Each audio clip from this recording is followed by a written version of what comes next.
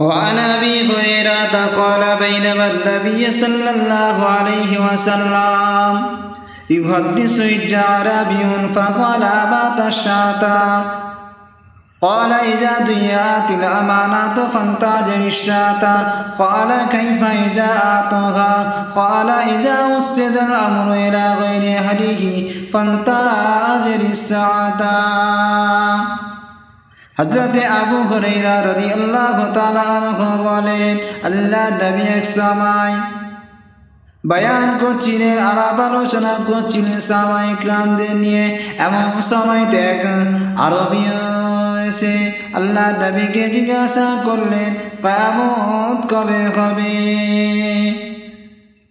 আল্লাহ নবী কি জবাব দিলেন قال إذا ضيعت الأمانة فانتظر الساعة আল্লাহ নবী বলেন যখন আমানতের খেয়ানত করা হবে আমানত নষ্ট করা হবে তখন কিয়ামত অপেক্ষা করো ব্যক্তিটা জিজ্ঞাসা করলেন ক্বালা কাইফা ইযা আতুকা তা কিভাবে নষ্ট করা হবে আল্লাহ নবী জবাব দিলেন ক্বালা ইযা উসিদাল আমরু ইলা গায়রি আলিহি ফান্তাজিরিস সাআতা আল্লাহ নবী জবাব দিলেন আল্লাহ নবী বলেন যখন কাজের দায়িত্ব অযোগ্য লোকের হাতে দেওয়া হবে তখন কিয়ামত অপেক্ষা করো